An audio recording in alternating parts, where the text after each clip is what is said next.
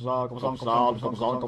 YouTube, Coppersan here. A new MapleStory Korea test client update was released today, bringing new events and so many class balance changes. Luminous is getting his gauge removed, for example. There will be buffs for Aran and Bucc. A lot of quality of life changes as well, turning some skills and skill effects into passives. A lot of action delay, making skills smoother, and a new heart equipment is going to be released. Since in MapleStory Korea, the heart drop from Lotus was removed, the pitched item just completely erased, they're gonna introduce a new one, so let's check out what you can expect of these changes that are most likely coming to MapleStory Global in spring 2026. Also keep in mind that this is still the test client, so some things might still be adjusted before they are officially released. First up, some huge news for all Explorer Warrior classes. Their upwards jump skill will be removed. However, they're now going to be able to jump upwards using the arrow keys. Our prayers have been heard, honestly. That up jump was so bad. Finally, they're getting a normal one. There also will be some minor skill damage percentage adjustments here and there for hero. But most importantly for heroes, their combo orb skill will now be a passive instead of a toggle. For paladins, they will just always get the max effect of their Greater Vessel of Light passive. No need to stack that up anymore. For Dark Knights, they will now always get the full passive buff from Final Pact regardless if their HP is above 20%. And I'm also seeing some nerfs for this class, with damage reduction on their 6-job skill Gunny's Descent and their 6-job skill Dark Helidom, which is that second origin skill, that mini burst that we're getting soon this winter. For the Explorer Mages, their summons will now last 600 seconds, woohoo.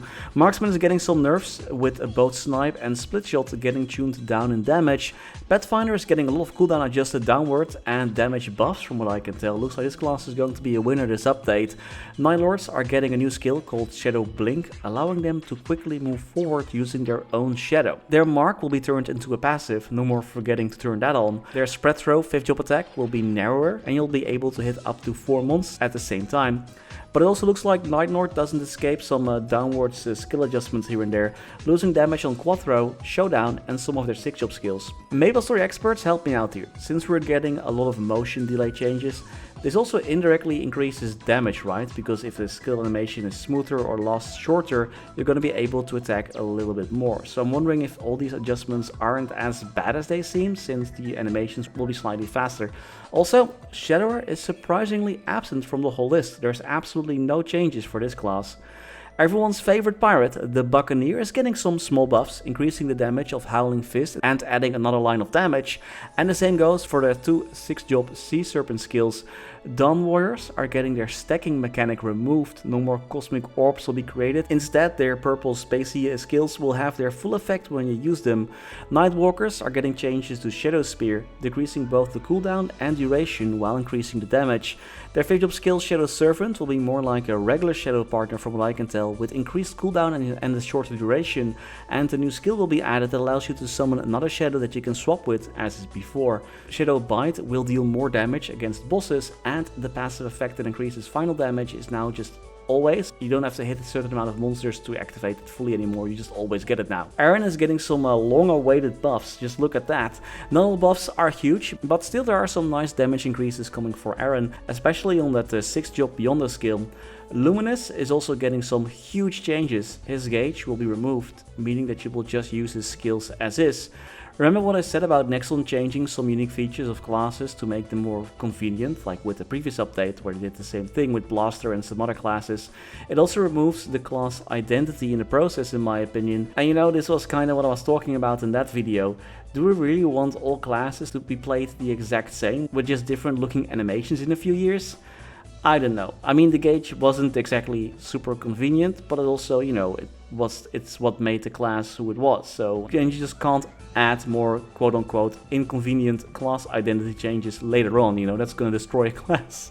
So I wonder what's Nexon's endgame here. And of course, my main man Kane is getting some nice changes, I think, overall.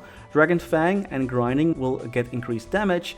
Advanced Death Blessing is losing some damage though, and we're also getting more additional final damage, critical damage and attack power from our passives. And we're getting a new skill called Dread Bolt, I wonder what that will be like. However, their origin skill will again be reduced in damage a bit. If you want to check out the full list of classes and their changes, I will leave a link to the skill changes patch notes in the pinned comment. Okay, so content wise. First up, there will be a new equipment item starting from this update update, they will be sold in event stores. There you'll be able to find a new scroll that can be used on fairy hearts, titanium hearts and liquid metal hearts. This scroll will upgrade your existing heart to a plasma heart.